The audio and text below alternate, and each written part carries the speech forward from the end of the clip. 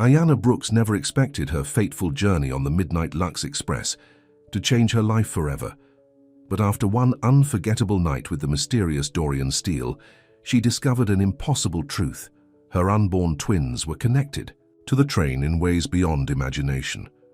Now, with powerful forces hunting them, Ayanna must protect her children and uncover the true legacy of the Midnight Lux.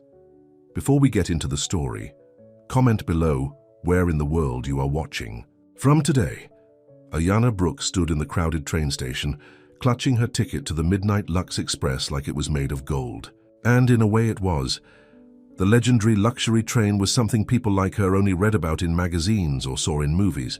With her simple cotton dress and worn-out suitcase, she felt out of place among the wealthy passengers waiting to board. "I can't believe I'm actually doing this," she whispered to herself, tucking a strand of dark curly hair behind her ear. She had won the ticket in a charity raffle at the hospital where she worked as a nurse's aide. Her co-workers had been shocked. The Midnight Lux Express was known not just for its luxury, but for the mystery that surrounded it. Stories of strange occurrences, unexplained phenomena, and life-changing journeys followed the train like a shadow. The massive black and silver locomotive pulled into the station, steam billowing around it. It looked like something from another era, powerful, elegant, and somehow alive. Ayanna felt a shiver run down her spine. A conductor in a crisp uniform approached. "Her ticket, please, miss." She handed him the golden ticket, suddenly feeling self-conscious about her chipped nail polish. "First time on the Midnight Lux?" he asked, punching her ticket. "Is it that obvious?" Ayanna smiled nervously.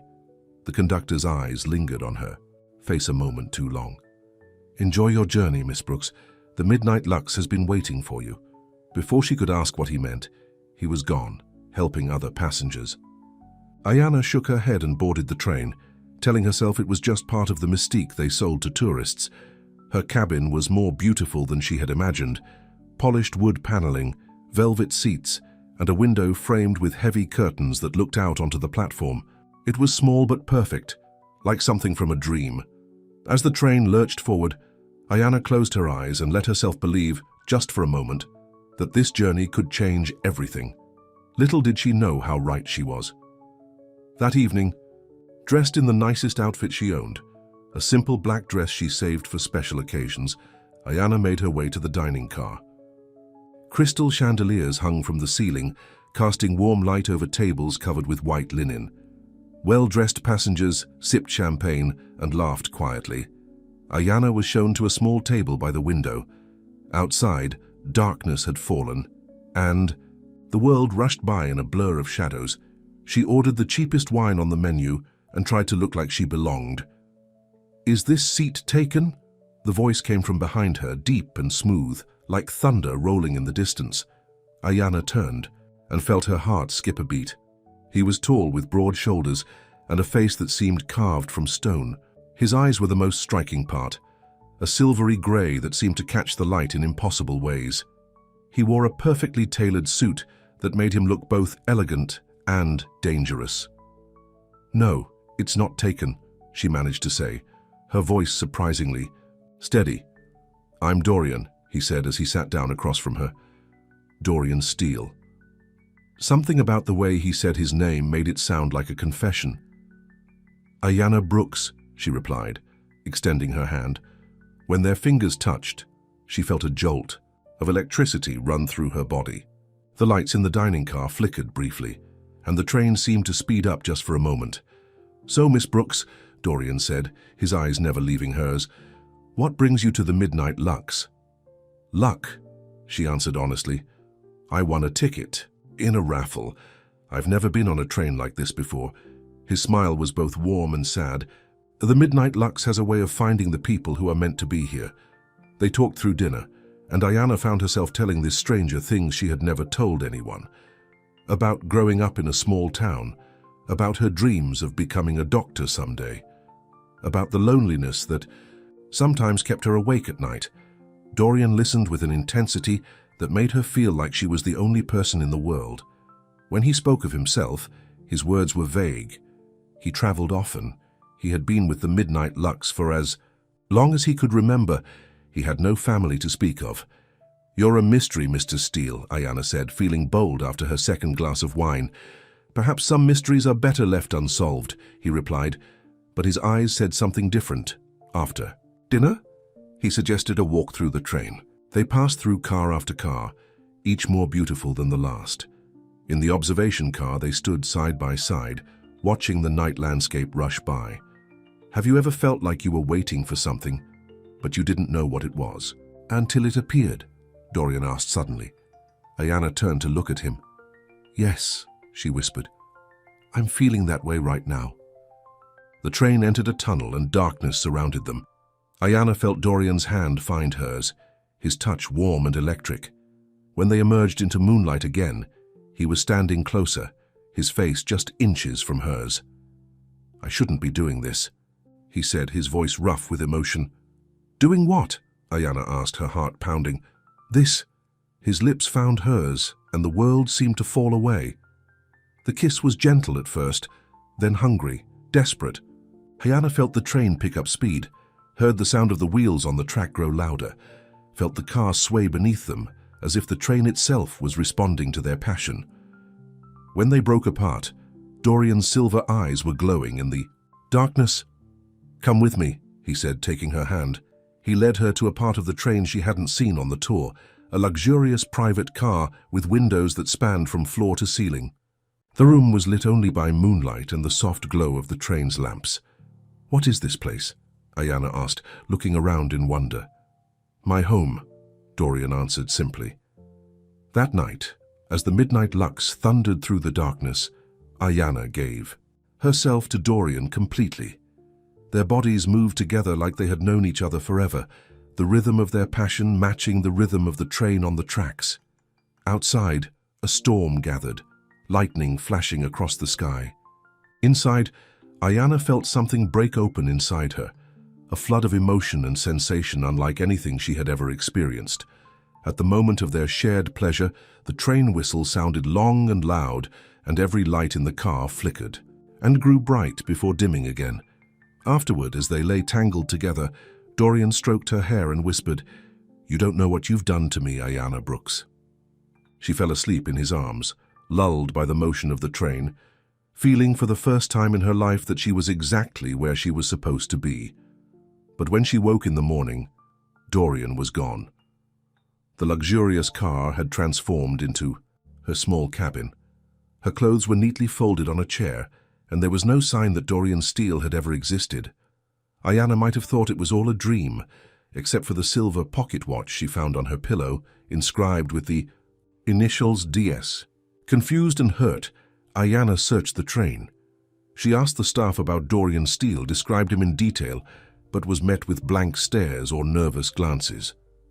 "There's no passenger by that name on this journey, miss," the conductor told her, firmly.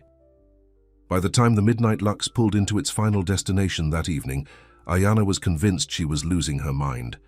She left the train with a heavy heart, clutching the silver pocket watch and trying to convince herself that what had happened was real. The weeks that followed were a blur. Ayanna returned to her small apartment and her job at the hospital, trying to forget the mysterious stranger from the train. But the memory of Dorian's touch, his silver eyes, and the way the train had seemed to respond to their passion haunted her dreams. Then came the morning sickness. At first, she denied the possibility. It was just stress, she told herself, or maybe a stomach bug. But as the days went by, the signs became impossible to ignore. The home pregnancy test confirmed what she already knew in her heart. She was pregnant, alone in her bathroom, staring. At the positive test, Ayanna felt fear and wonder wash over her in equal measure. She thought of the night on the train, of Dorian's silver eyes and the storm that had raged outside as they made love. "This is impossible," she whispered to her reflection, but deep down, she knew it wasn't. Something magical had happened on the Midnight Lux Express, something beyond her understanding. At her first doctor's appointment, there was another shock waiting. "Congratulations, Ms. Brooks," the doctor said, looking at the ultrasound screen. "You're carrying twins." Twins! 2 babies growing inside her, created from a single night of passion with a man who had vanished like smoke. As the weeks passed, Ayana's pregnancy progressed faster than normal. Her doctor was puzzled, but assured her that both babies were healthy, unusually so.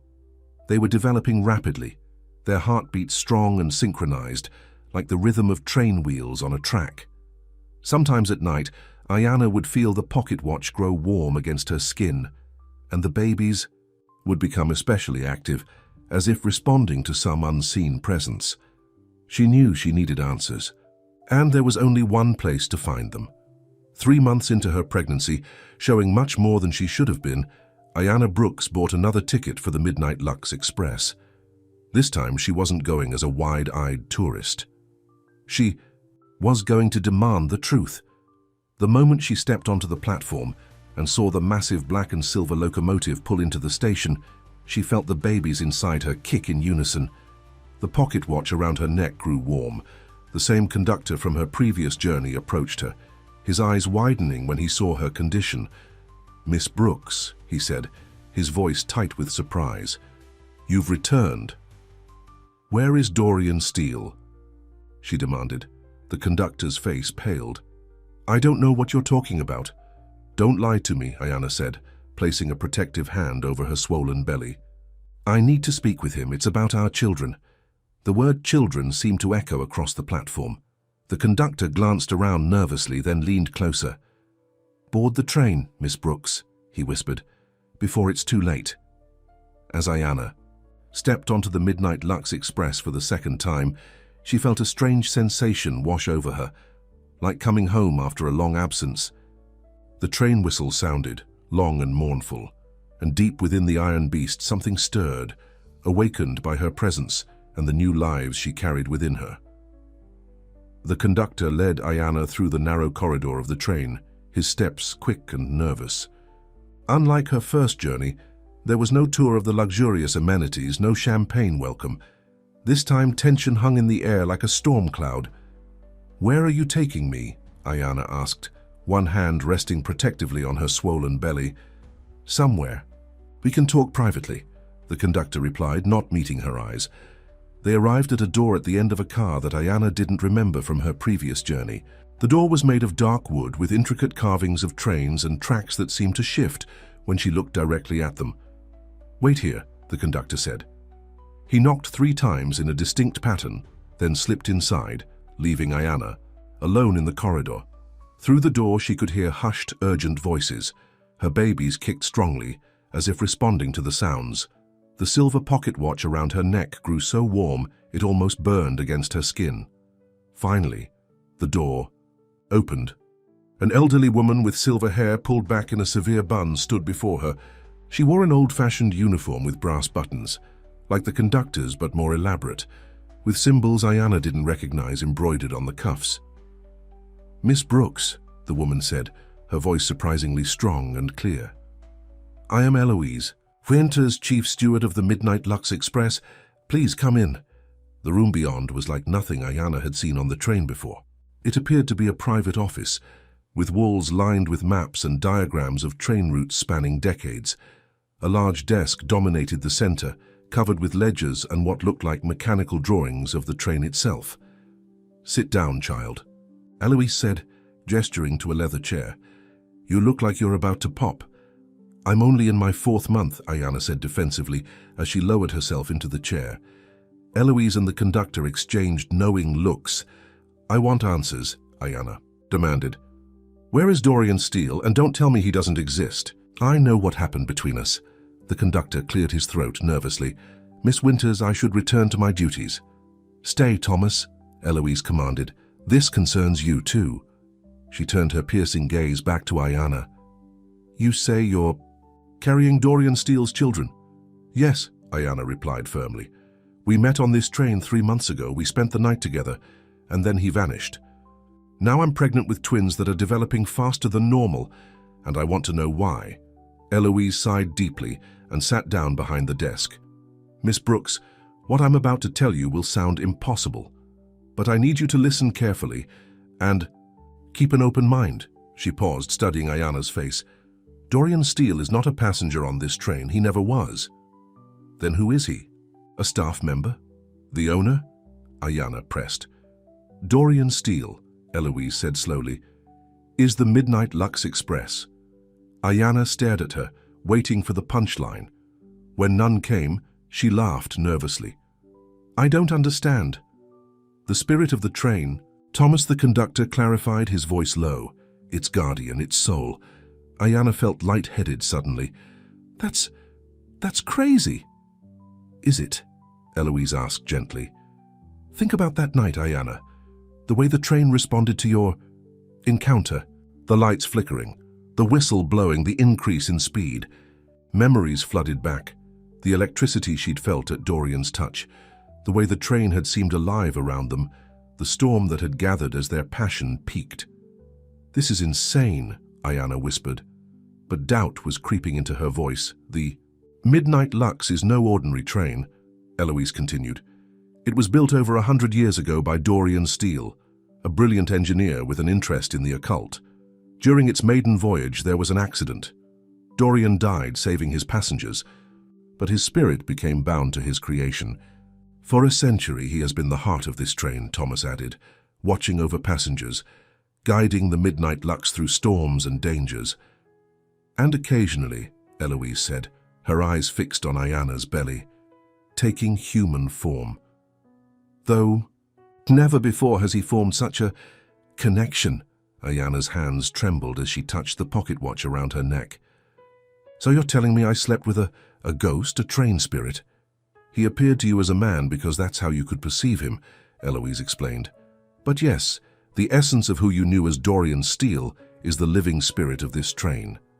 Outside, rain began to fall, pattering against the windows. The train whistle sounded mournful and low. He's aware of you right now, Thomas said quietly. He always knows when we speak of him. Ayanna stood up suddenly, anger replacing her shock. This is ridiculous. I want to see him. If what you're saying is true, then let him appear and tell me himself. Eloise shook her head sadly. It's not that simple. Taking human form requires tremendous energy. He can only do it rarely, and only under certain conditions. Like what? Ayanna demanded. Full moons, solstices, places where the veil between worlds is thin, Thomas explained. And even then he can only maintain it for short periods. Ayanna sank back into her chair, overwhelmed. Her babies kicked again, stronger this time. The pocket watch burned against her skin. If what you're saying is true, she said slowly, then what does that make my babies? The question hung in the air. Eloise and Thomas exchanged another look. We don't know exactly, Eloise admitted. Nothing like this has happened before, but they are part human, part something else, something tied to the magic of the Midnight Lux. That's why they're developing so quickly, Thomas added, and why they respond to the train. They're connected to it, to him. Ayanna felt tears welling up in her eyes. So I'm carrying some kind of magical train babies. Do you realize how insane that sounds? I know it's a lot to take in, Eloise said gently. But you're not alone, Ayanna. The Midnight Lux will protect you and the children. Dorian will protect you. As if in response, the lights in the office dimmed briefly and the train seemed to slow its pace, as if listening. Can I talk to him?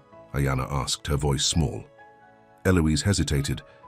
Not in the way you're hoping, but he can hear you. Always. That night, alone in a private cabin provided by Eloise, Ayanna sat by the window watching. Raindrops chase each other down the glass. Her mind was still reeling from everything she had learned. Dorian, she whispered to the empty room, if you can hear me, if you're really there, I need some kind of sign. Please. The cabin remained silent, but the pocket watch around her neck began to pulse with a gentle warmth. Then slowly the lights dimmed.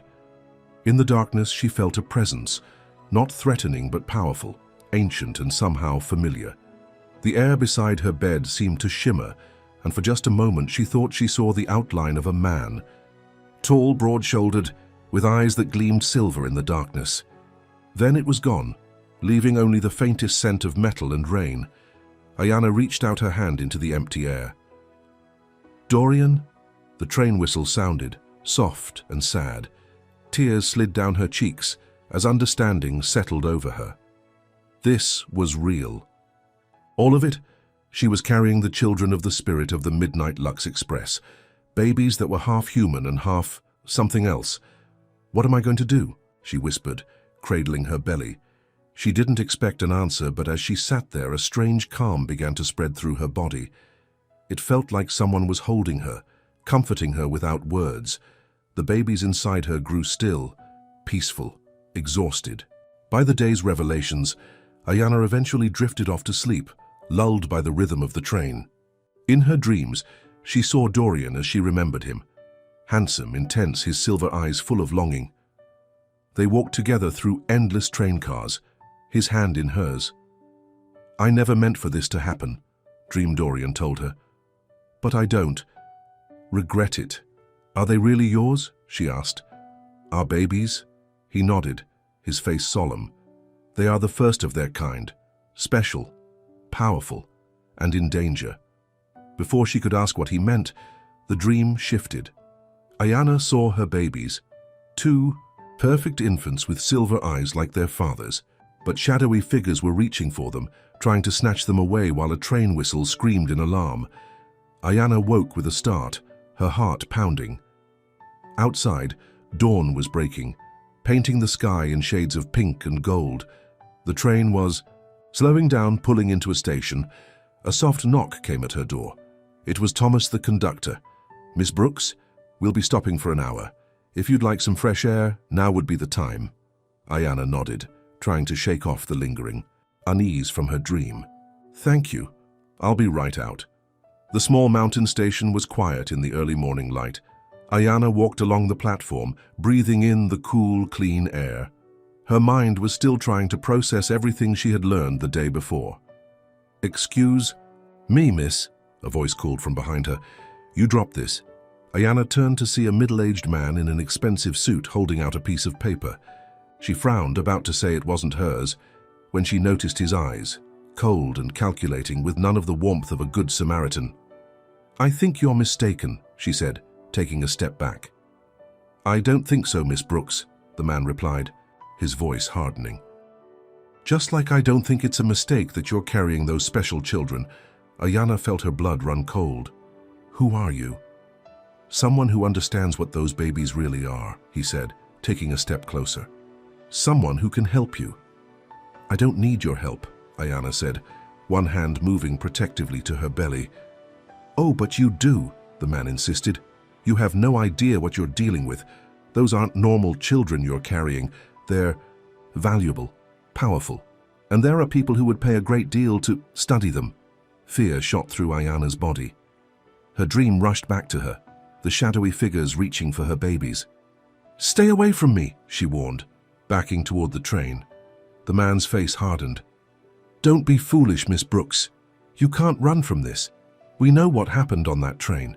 We've been watching the Midnight Lux for years, waiting for something like this." "Who's we?" Ayana demanded. "People who understand the true value of what you carry," he replied. "We can protect you, compensate you." "You want to buy my babies?" Ayana was horrified. "We want to ensure they reach their full potential." The man corrected smoothly. "Think about it. How will you raise them alone? Two half-human children with powers you can't begin to understand." The train whistle blew suddenly, loud, angry, urgent. The ground beneath them trembled slightly. The man glanced nervously at the Midnight Lux. "He can't protect you forever," he said quickly. "We'll be in touch, Miss Brooks." Before Ayana could respond, he turned and walked briskly away, disappearing into the small station building. Shaking, Ayana hurried back to the train, practically running up the steps. Thomas was waiting for her, his face grim. "I saw you talking to that man," he said. "Are you all right?" "He knows about the babies," Ayana gasped. "He said, 'We've been watching, and that they want to study my children.'" Thomas's face paled. "Get inside quickly. We need to tell Eloise." As they rushed through the corridor, Ayana felt the train begin to move, pulling out of the station earlier than scheduled. The wheels turned faster than normal, as if the Midnight Lux was eager to escape. In Eloise's office, the old woman listened gravely to Ayana's story. "The Brotherhood," she said when Ayana had finished. "They've been searching for a way to harness the Midnight Lux's power for decades. Now they think your children are the key. "What do they want with my babies?" Ayana asked, her voice breaking. "Control," Eloise said simply. "Control over the forces that make the Midnight Lux special. Forces they believe your children will inherit." "Will they?" Ayana asked. Eloise looked at her steadily. "Yes, your children will be extraordinary, Ayana. They will have abilities beyond normal humans, and that makes them targets." "What do I do?" Ayana whispered, fear gripping her heart. "For now, you stay on the train," Eloise said firmly. "The Midnight Lux is the safest place for you. Dorian will protect you and the babies." As if in response, the train picked up even more speed, racing down the tracks away from danger. The lights in the office glowed brighter for a moment, and Ayana felt a now familiar warmth spread through her body, like being held in strong, protective arms. For the first time since discovering her pregnancy, Ayana felt a sense of certainty.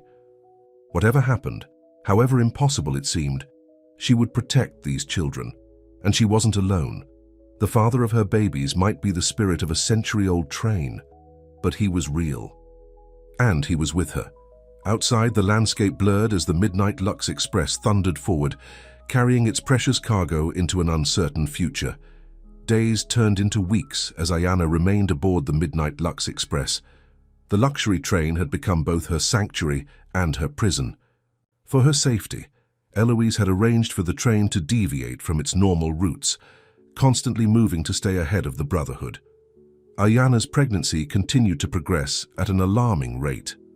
Though she had been pregnant for only 5 months, her belly was huge, as if she were carrying full-term twins. The babies moved constantly, their kicks strong enough to make her wince. "They're restless today," Ayana said to Eloise during their daily check-in in the older woman's office. "The train is crossing through a storm," Eloise explained, not looking up from the map she was studying. "They feel it, just as Dorian does." Ayana had grown used to these strange statements that would have seemed insane to her just weeks ago. The impossible had become her daily reality. "How much longer until they're born?" she asked, rubbing her swollen belly. Eloise finally looked up, her aged face serious. "Hard to say with children like these, but soon, I think, very soon." Thomas, the conductor, entered the office without knocking, his face tight with worry. "We've got trouble," he announced. "There's a blockage on the tracks ahead." "An accident?" Eloise asked, rising from her chair. Thomas shook his head. "Deliberate, and there are vehicles waiting on both sides of the track. Black SUVs." "The Brotherhood," Ayana whispered, fear clutching at her heart. Eloise's face hardened. "They're getting bolder. How far ahead?" 15 minutes at our current speed," Thomas reported. "Can we turn around, go back?" Ayana asked desperately. "There's no siding large enough for the train to turn around for miles," Thomas explained. Eloise moved to a large cabinet in the corner of her office and unlocked it with a key she wore around her neck. Inside were dozens of old books and strange mechanical devices. She selected a brass object that looked like a compass and handed it to Thomas. "You know what to do," she said grimly. "Take Ayana to the engine room." "The engine room?" Ayana questioned. "Why?" "It's where Dorian's presence is strongest," Eloise explained, gathering more items from the cabinet and stuffing them into a leather. "If there was ever a time we needed his direct intervention, it's now." As they hurried through the train, Ayana noticed the other passengers going about their business, oblivious to the danger ahead. To them, this was just another luxury journey on a famous train. "Why doesn't everyone know what's happening?" she asked Thomas, as they moved quickly through the dining car. "Shouldn't we warn them?" "The passengers see what they expect to see," Thomas explained in a low voice. "It's part of the Midnight Lux's magic. They experience a normal journey while the real work happens elsewhere." The engine room was hot and noisy, dominated by gleaming brass and steel machinery that looked far older than any modern train engine should. Steam hissed from valves and gears turned smoothly. Despite the old-fashioned appearance, there was something otherworldly about the engine. Parts that moved in ways that seemed to defy physics, gauges that measured things Ayana couldn't begin to understand. No engineer was present, yet the controls moved by themselves, adjusting to conditions only the train could sense. "Dorian," Thomas called out loudly over the noise of the engine. "We need you. They're coming for her. For the children." The engine's rhythm changed, the hiss of steam forming a pattern almost like speech. The brass compass in Thomas's hand began to spin wildly. "He knows," Thomas told Ayanna. "He's trying." The train whistle blew, long, mournful, angry. The entire engine room shuddered, and for a moment Ayanna thought she saw the air shimmer beside the control panel, taking on a human shape. "It's not enough," Thomas said with frustration. "He can't fully manifest." Eloise burst into the engine room, her silver hair coming loose from its bun. "We have less than 5 minutes. They've set up a barricade we can't break through." "What are we going to do?" Ayanna cried, one hand on her belly where the twins were kicking frantically. Eloise approached her, taking both her hands. "Ayanna, listen to me carefully. The children you carry are connected to Dorian, to the train itself. They might be able to help him grow strong enough to save us all." "How? They're not even born yet." "Focus on them, on your connection to them, and to Dorian," Eloise instructed. "The pocket watch, hold it." Ayanna clutched the silver pocket watch that hung around her neck, feeling it grow warm in her palm. She closed her eyes, trying to concentrate on the babies inside her, on the memory of Dorian's silver eyes, on the feeling of his presence that sometimes surrounded her in the quiet hours of the night. "Dorian," she whispered, "we need you. I need you. Our children need you." The pocket watch grew hotter, almost burning her hand. The babies kicked so hard she gasped in pain. The train whistle screamed, and every light in the engine room flared blindingly bright. Then silence fell. Complete, absolute silence. When Ayanna opened her eyes, he was there. Dorian Steele stood before her, just as handsome and imposing as she, remembered but different too. His skin had a metallic sheen to it, and his silver eyes glowed with an inner light. He wasn't fully solid. Ayanna could see the outlines of the machinery behind him. But he was there. "Ayanna," he said, his voice like the rumble of the train's wheels on the tracks. "Dorian," she whispered, reaching for him. His hand, cool and solid, yet somehow not quite human, touched her cheek. "I can't stay long," he said, his form already beginning to flicker. "But I can save you, save our children." "How?" Ayanna asked. Dorian turned to Eloise. "The hidden track," he said. "It's time." Eloise's eyes widened. "Are you sure? It hasn't been used in—" "It's our only chance," Dorian interrupted, his form becoming more transparent by the second. "Get everyone to the center cars, quickly." Thomas nodded and rushed out of the engine room, presumably to arrange whatever Dorian had ordered. "Ayanna?" Dorian said, turning back to her, his voice urgent. "What happens next will be frightening, but trust me. Trust the train. I would never let anything happen to you or our children." Before she could respond, he leaned forward and kissed her, a kiss that felt like electricity and steam and metal, a kiss that made the babies inside her kick with joy, and the lights in the engine room pulse in rhythm with her heartbeat. Then he was gone, dissolving into the air like mist. But the engine roared louder, and the train began to pick up impossible speed. "Come with me," Eloise said urgently, pulling Ayanna away from the spot where Dorian had stood. "We don't have much time." They rushed to a special car in the middle of the train where Thomas was gathering a confused-looking group of passengers. "Please remain calm," Thomas was saying. "This is just a routine safety procedure." Ayanna felt the train moving faster than it ever had before, the scenery outside the windows blurring into streaks of color. The wheels made a sound like thunder as they flew down the tracks toward the barricade. "We're going to hit it," a woman cried, pointing ahead through the windows where distant lights could be seen on the tracks. The Brotherhood's vehicles waiting to trap them. "Hold on to something," Eloise commanded, gripping a brass handle on the wall.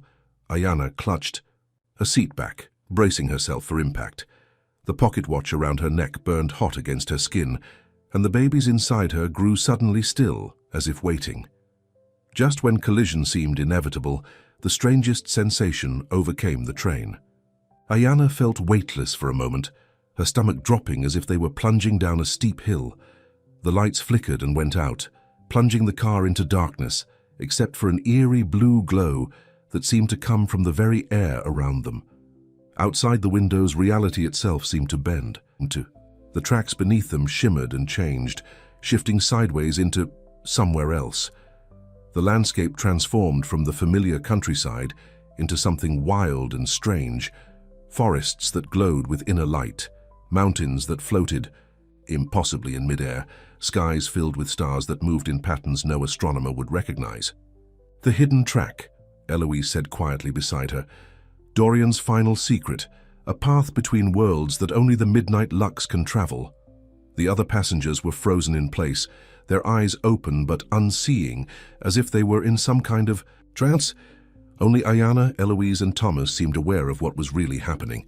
"They won't remember any of this," Thomas explained, noticing Ayana's concerned look at the passengers. "To them, it will be just another smooth section of the journey." Through the windows, Ayana watched impossible landscapes rush by. Beautiful, terrifying vistas that no human eyes were meant to see. The train whistle sounded different here, deeper, more resonant, as if it was speaking to the very fabric of this strange reality. "How long will we be here?" Ayana asked, unable to take her eyes off the view outside. "Time works differently on the hidden track," Eloise said. "Minutes for us, but when we return to our world, we'll be hundreds of miles away from where the Brotherhood was waiting. Beyond their reach, at least for now." Suddenly, Ayana doubled over with a sharp pain. "Oh!" she gasped, clutching her belly. Eloise was at her side instantly. "What is it?" "The babies," Ayana panted. I think they're coming." Eloise and Thomas exchanged alarmed looks. "Not here," Thomas said. "Not on the hidden track. It's not safe for human birth." "We don't have a choice," Eloise replied grimly. "Help me get her to the private car." As they supported Ayana through the train, another contraction hit, stronger than the first. The lights throughout the train pulsed in sync with her pain, and the whistle sounded. Short, urgent blasts that felt like cries of concern. "Dorian knows," Ayana gasped through clenched teeth. "He can feel it." In the luxurious private car, the same one where she and Dorian had spent their night together, Eloise quickly transformed the space into a makeshift delivery room. Thomas brought medical supplies, hot water, and clean towels. "I'm not a doctor," Eloise warned as she helped Ayana onto the bed. "But I've delivered babies before, and these aren't ordinary children anyway."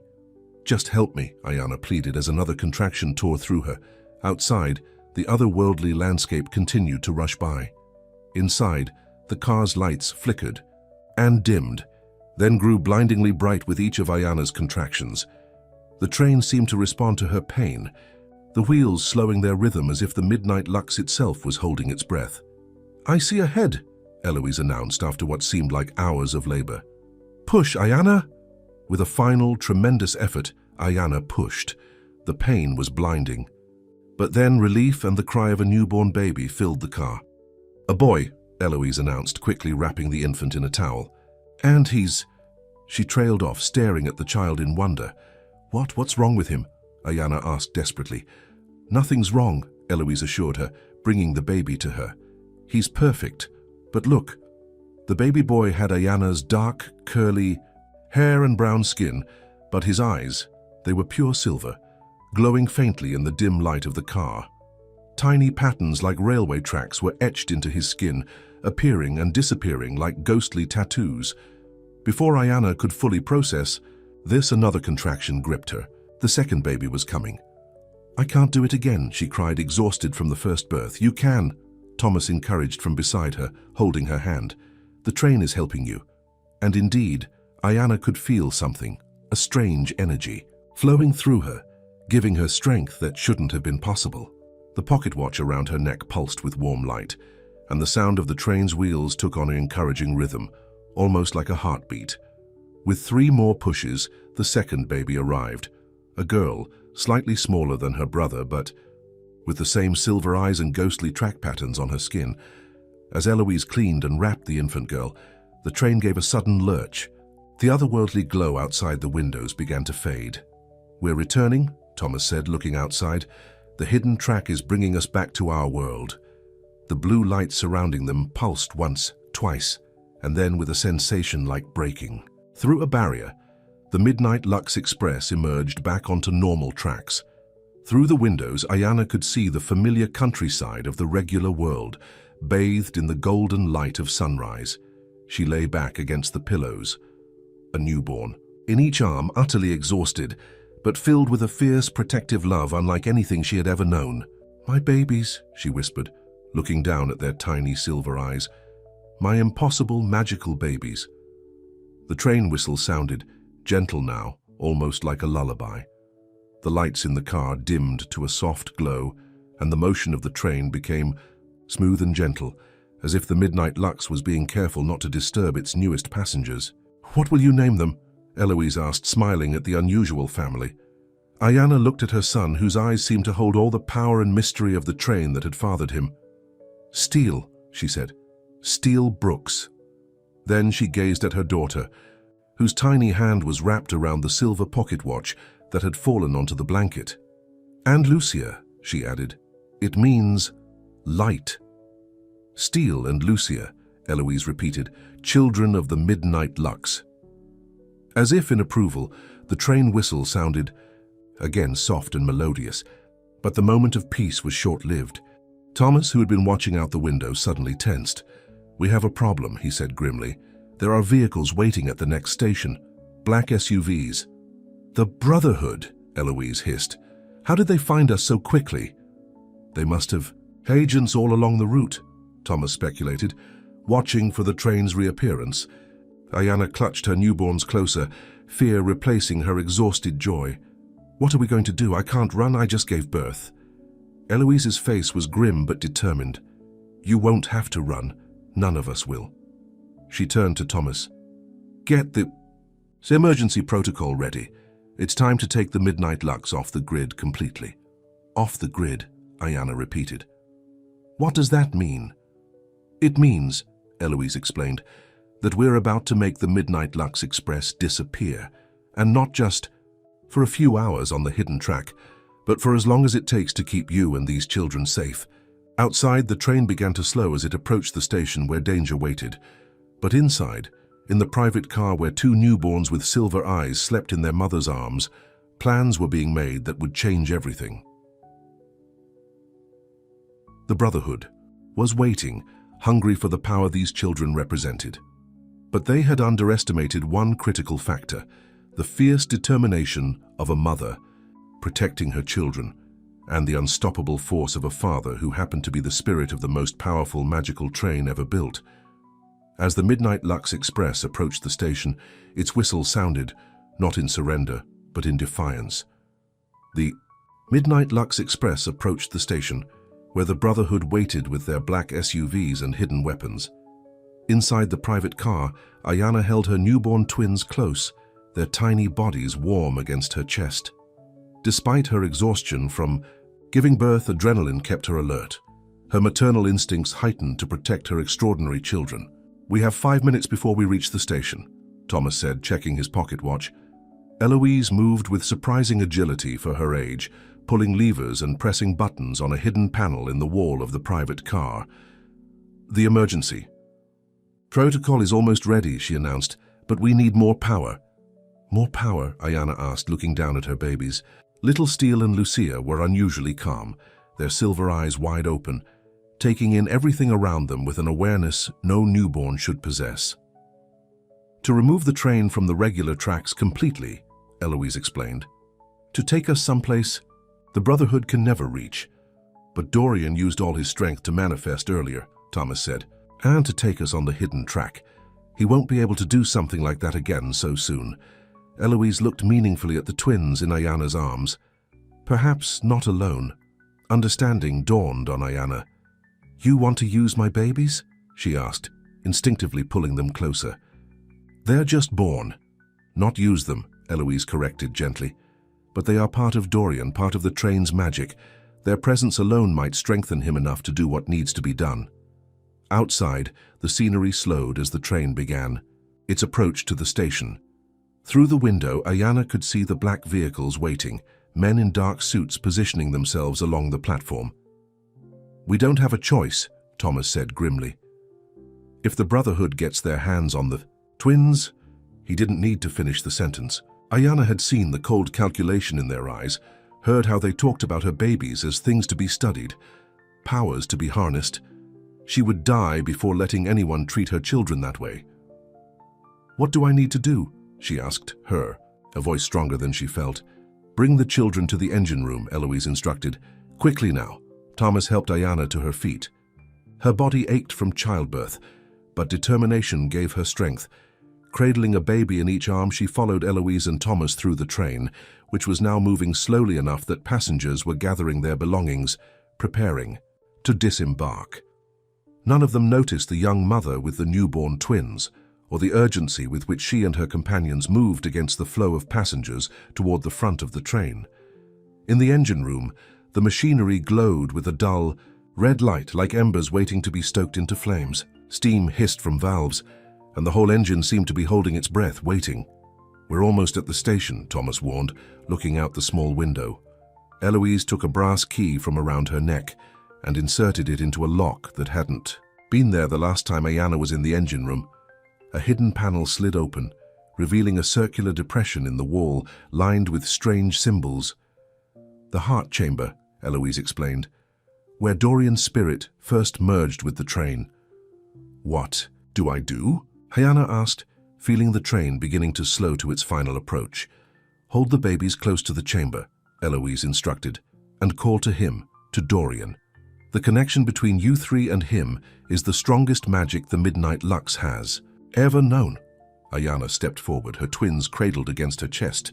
As she approached the heart chamber, the silver pocket watch around her neck began to glow, growing warmer against her skin. The babies stirred, making soft cooing sounds, their tiny hands reaching toward the circular depression, as if they sensed. "Something there, Dorian," Ayana called softly. "We need you. Your children need you." For a moment, nothing happened. The train continued its slow approach to the station. Outside, Ayana could hear the squeal of brakes, feel the slight jolt, as the Midnight Lux prepared to stop. Then little Steele began to cry, not the normal wail of a newborn, but a sound uncannily like a train whistle. His sister Lucia joined him, their cries harmonizing in an impossible melody. The silver in their eyes blazed like headlights, and the ghostly track patterns on their skin glowed bright. The pocket watch grew hot against Ayana's chest, and suddenly, the entire engine room was filled with a blinding silver light. The machinery roared to life, gauges spinning wildly, steam erupting from every valve. "It's working," Eloise shouted over the noise. "Dorian is drawing power from the twins." The train, which had been moments from stopping at the station, suddenly lurched forward, picking up speed rapidly. Through the window, Ayana caught a glimpse of confused faces on the platform, of men in black suits running alongside the train, of hands reaching out to grab at the passing cars. But the Midnight Lux was already beyond their reach, accelerating to a speed that shouldn't have been possible. "Where are we going?" Ayana asked, holding her now quiet babies close as the train rocketed forward. Eloise's face was transformed by the silver light, looking decades younger. "Somewhere safe. Somewhere only Dorian knows." The world outside the windows began to blur, not just from speed, but as if reality itself was becoming fluid. But unlike the journey on the hidden track, this time the train didn't seem to be passing through another realm. Instead, it seemed to be folding the world around itself, creating its own path. The Midnight Lux left the main tracks, veering, onto a siding that shouldn't have been there, then onto rails that appeared just ahead of the train's wheels, manifesting out of nothing and disappearing behind them. "He's creating a path," Thomas said in awe, "building the tracks as we go." The landscape outside changed rapidly. Dense forests, steep mountains, vast deserts, as if the train was crossing the entire continent in minutes rather than days. Finally, after what seemed like hours but might have been only moments, the Midnight Lux began to slow. Outside, a valley appeared, hidden between towering mountains, accessible only by the magical tracks the train had created. A crystal-clear lake reflected the sky, and ancient trees surrounded a clearing just large enough for the train to stop. "The sanctuary," Eloise whispered. "I never thought I'd see it. The place Dorian created as a last refuge." The Midnight Lux came to a gentle stop in the clearing. When Ayana looked back along the tracks they had traveled, she saw them dissolving into mist, leaving no path for anyone to follow. "We're safe here," Thomas assured her. "The Brotherhood can't reach us." "For how long?" Ayana asked, looking down at her extraordinary children, who had now fallen asleep in her arms, their silver eyes closed, their tiny chests rising and falling in perfect synchronization with the hissing of the engine. "For as long as necessary," Eloise said. "Time works differently here. We can stay until the children are ready." "Ready for what?" "To fulfill their destiny," Eloise answered cryptically. "Whatever that may be." In the days that followed, the midnight, Lux Express transformed from a luxury passenger train into a home. The other passengers had mysteriously disembarked before the final journey to the sanctuary, leaving only those loyal to the train's secret: Eloise, Thomas, a handful of trusted staff, and Ayana with her twins. The train remained stationary, but not dormant. It hummed with life, surrounded by a gentle silver glow at night. Plants grew around the tracks as if the train had been there for decades rather than days, wildflowers curling around the wheels, vines climbing the cars. Inside, the private car became Ayana's home, transformed into a comfortable suite where she could care for her unusual children. Steele and Lucia grew at an accelerated rate. By the end of the first week, they looked like 3-month-olds.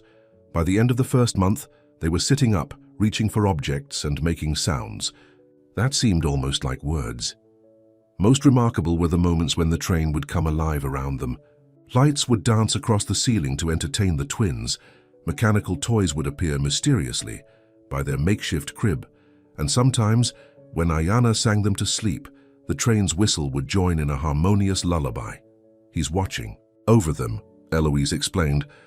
"Dorian may not be able to take human form here, but his presence is everywhere." Ayana often felt it, the warm, protective presence surrounding her and the twins. Sometimes, in the quiet hours of the night, she would feel a touch like a gentle hand on her cheek, or hear her voice too faint to make out the words but unmistakably Dorian's. One night, as the twins slept peacefully in their crib, Ayana stood on the small platform at the back of the last car, looking out at the moonlit valley. The pocket watch around her neck, which she now understood was a piece of Dorian himself, glowed softly in the darkness. "I wish you could see them properly," she said softly to the night air. "They're so beautiful, Dorian. So special." The air beside her shimmered, and for just a moment she thought she saw him, a glimpse of broad shoulders, of silver eyes watching her sadly. "I know," she sighed. "You're giving everything you have just to keep us safe here, to maintain this sanctuary." The train whistle sounded soft and mournful in the night. Life in the sanctuary settled into a routine. Ayana spent her days caring for the rapidly growing twins, while Eloise taught her about the history of the Midnight Lux and the magic that powered it. Thomas took charge of maintaining the train, though many repairs seemed to happen on their own. As if Dorian was looking after his physical form, the twins continued to develop abilities that were clearly beyond human. By 6 months, though they looked like 2-year-olds, Steele could make small objects move without touching them, while Lucia seemed able to understand the language of the train, communicating through a series of whistles and mechanical sounds. That made perfect sense to her. Both children adored the engine room, often crawling there on their own as soon as they were able, sitting for hours watching the machinery move, reaching out to touch levers and buttons that seemed to respond to their presence. "They're part of it," Eloise explained. "Part of him. The train recognizes them as its own, but their sanctuary couldn't last forever." One morning, almost a year after their arrival, Ayana woke to the sound of the train whistle, not its usual gentle greeting, but a sound of alarm. She rushed to the engine room to find Eloise and Thomas already there, their faces grave. "What's happening?" she asked, clutching the pocket watch that had grown hot against her skin. "They've found us," Thomas said grimly. "The Brotherhood, somehow they've found a way to trace the train's magic." "But how?" Ayana demanded. "Dorian erased the tracks." "They must have other sources of power," Eloise said. "Dark magic that can counteract Dorian's protection. They're not here yet, but they're close, days away perhaps." Ayana's heart raced with fear. "Then we need to move again. Find another hiding place. Eloise shook her head sadly. The train doesn't have the strength. Creating this sanctuary, maintaining it, it's taken everything Dorian has. He can't forge new tracks again so soon. Then what do we do? Ayana asked desperately. The answer came from an unexpected source. Steele and Lucia, now looking like 4-year-olds though only a year old, stepped into the engine room. They moved in perfect unison, their silver eyes glowing, the railway patterns on their skin pulsing with light. "We helped Daddy," Steele said, his voice strangely adult for his childish face. "We are strong enough now," Lucia added. Ayana stared at her children in shock. They had been speaking for months now, but never like this, never with such purpose and clarity. "What do you mean?" she asked, kneeling down to their level. The twins approached the heart chamber, that circular depression in the wall of the engine room. Without hesitation, they each placed a small hand against it. "We can bring him back," Steele explained. "Give him form again. So he can fight," Lucia continued. "Protect us from the bad men." "No," Ayana protested. "You're just children. It's too dangerous." Eloise touched her shoulder gently. "They're not just children, Ayana. They're part of the Midnight Lux. This might be our only chance." The twins looked at their mother, their silver eyes pleading. "Please, Mama," they said in unison. "We need to help Daddy." With a heart full of fear and pride, Ayana nodded. "What do you need me to do?" "Stand with us," Steele said. "Hold our hands. And think of Daddy," Lucia added. "Remember him." Ayana joined, her children at the heart chamber, taking their free hands in hers while they kept their other hands pressed against the wall. She closed her eyes and thought of Dorian, his handsome face, his deep voice, the way he had looked at her with such wonder and longing that night on the train. The pocket watch around her neck grew hot, then began to float, hovering in the air before them. The silver light that always surrounded the twins grew brighter, spreading to encompass Ayana as, well, the entire train began to vibrate, not with the normal rhythm of wheels on tracks, but with a deeper, more powerful energy. Steam erupted from the engine, and the whistle sounded, a triumphant blast that echoed across the valley. Then, before the heart chamber, the air solidified into a familiar shape. Dorian Steele stood before them, more substantial than Ayana had ever seen him, his silver eyes blazing with life and power. "Ayana," he said, his voice like the rumble of the train. "My children." "Daddy!" the twins cried, launching themselves into his arms. Dorian caught them, holding them close, his face transformed with a joy Ayana had never seen there before. Then he looked up at her, his eyes full of longing. "You brought me back," he said. "The children did," Ayana replied, tears streaming down her face. "They're so strong, Dorian, so special." "Like their mother," he said, setting the twins down gently and stepping toward her. When he took her in his arms, he felt solid and real, warm with life. His kiss was no longer like electricity and metal, but like a man's, passionate, loving, real. "How long can you stay this way?" Ayana asked when they finally broke apart. "I don't know," Dorian admitted. "The children have given me strength I never thought possible, but the Brotherhood is coming. I need to protect you all." Over the next few days, Dorian worked tirelessly, reinforcing the magical barriers around the sanctuary. With his physical form, he was able to perform rituals and create protections that would have been impossible before. The twins helped, their own powers growing daily under their father's guidance. Ayana watched in wonder as her unusual family worked together, seeing for the first time the full extent of what her children were capable of, and feeling more deeply than ever the bond between them and the spirit of the train. But even as they prepared, the Brotherhood drew closer. Dorian could sense them approaching, breaking through his outer defenses one by one. "They're stronger than before," he told Ayana, one night as they watched the twins sleep. "They've found new allies, dark powers that can counter my magic." "What will happen when they reach us?" Ayana asked. Dorian's face was grim. "They want the children, and they want the heart of the Midnight Lux, the source of its power." "Which is what?" "The heart chamber." "No," Dorian said, touching her face gently.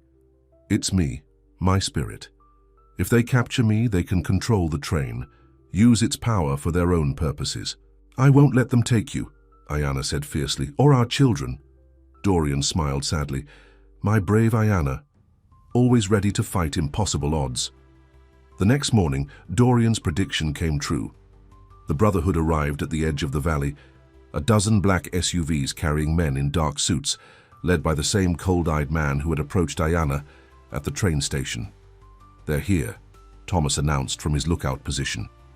Dorian gathered everyone in the engine room. Ayana, the twins, Eloise, Thomas, and the handful of loyal staff. I've prepared for this, he said, but what I need to do, it will change everything. What do you mean? Ayana asked, fear clutching at her heart. Dorian knelt down to look his children in the eyes. Steel, Lucia, you have grown so strong, stronger than I ever imagined possible. You have your mother's courage and determination, and you have my connection to the magic of the Midnight Lux.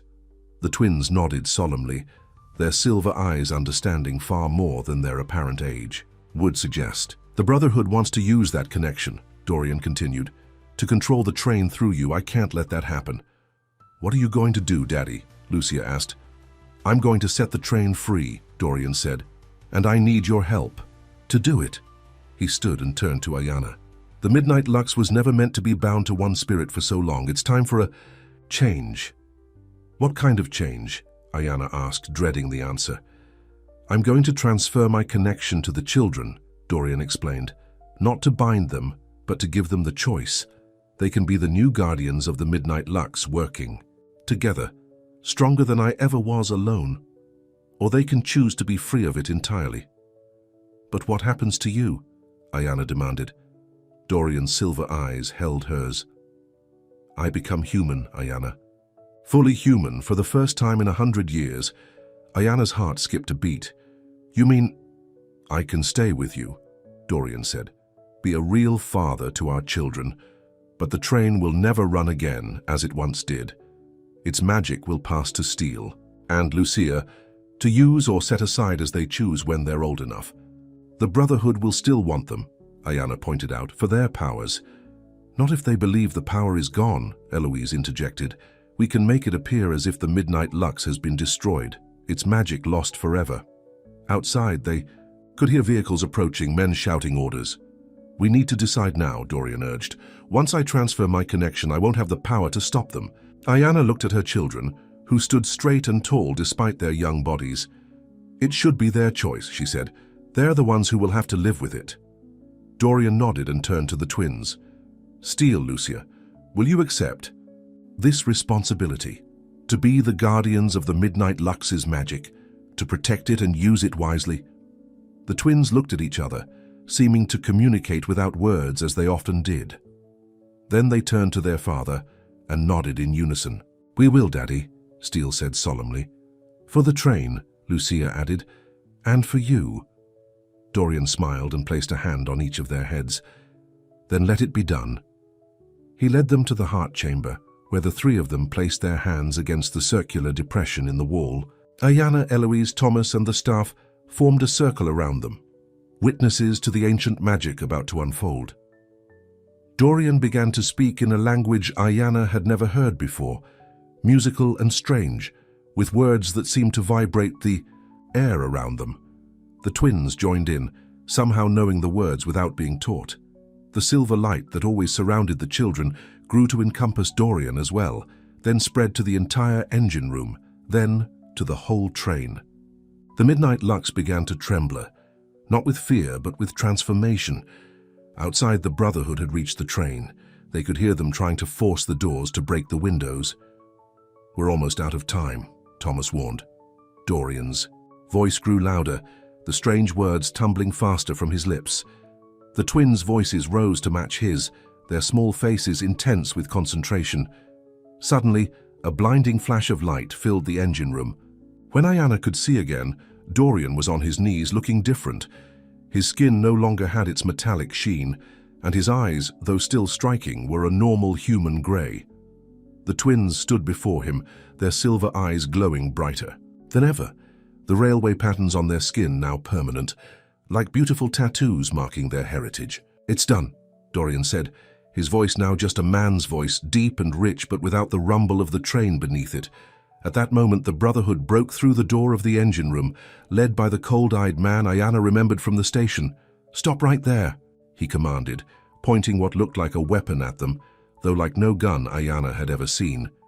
Dorian stood, putting himself between the intruders and his family. "You're too late," he said calmly. "The magic of the Midnight Lux is gone." "Liar," the man spat. "We can feel it, it's stronger than ever." "Not in the way you think," Dorian replied. "Look around you." As if on cue, the engine, which had been running constantly since they arrived at the sanctuary, fell silent. The gauges stopped moving. The steam ceased hissing from the valves. The Midnight Lux seemed to hold its breath. Then, with a sound like a sigh, every light in the train went out. When emergency lights flickered on, powered by mundane batteries, the Brotherhood agents stared in shock. The heart chamber, once gleaming with mysterious symbols, was now just an empty depression in the wall.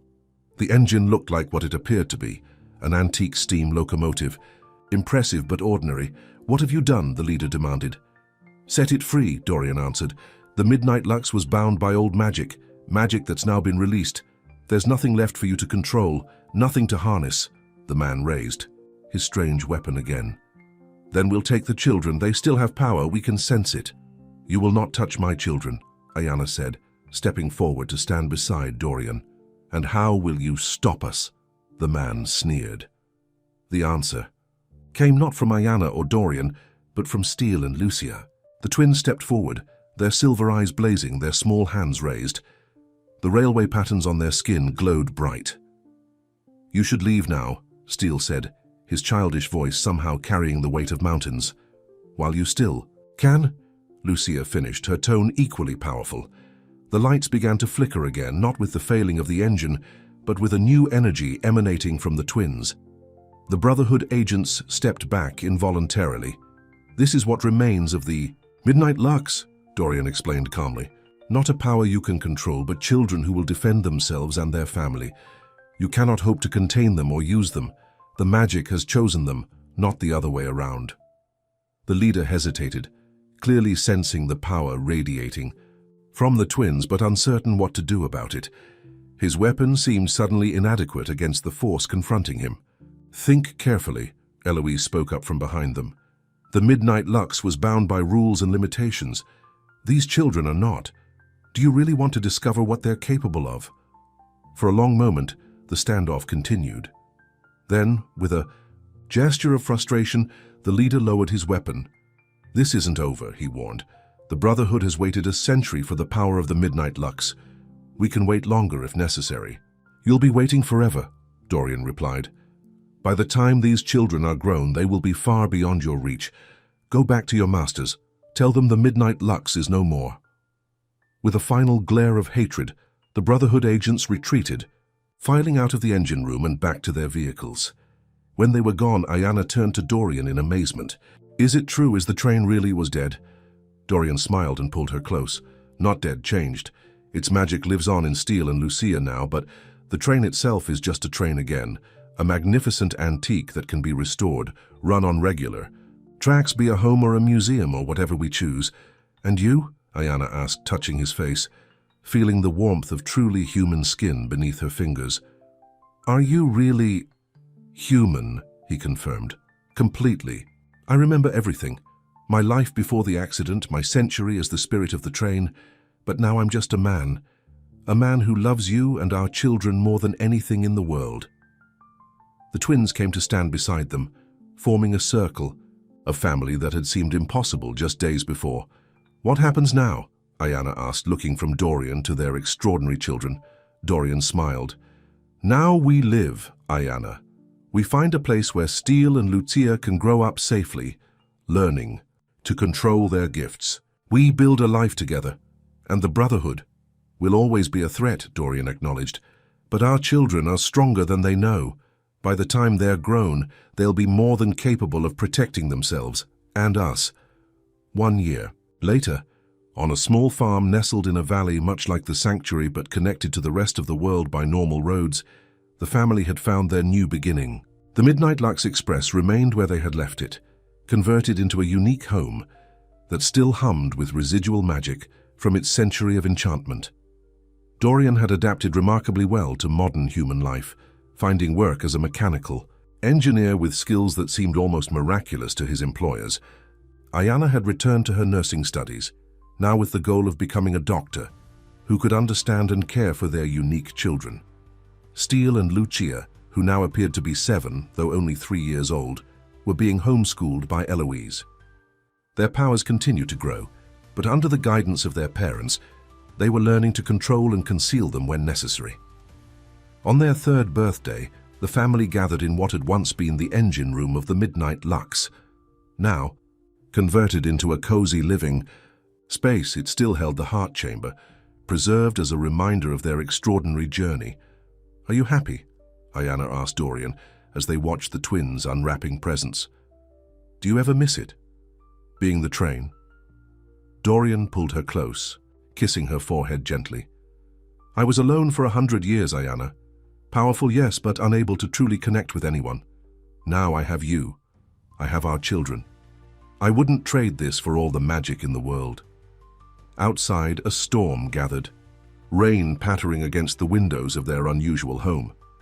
Inside, warmed by love and the lingering magic of the Midnight Lux, the family that had come together through the most impossible of circumstances celebrated not just a birthday, but the rare and precious gift of being exactly where they were, meant to be.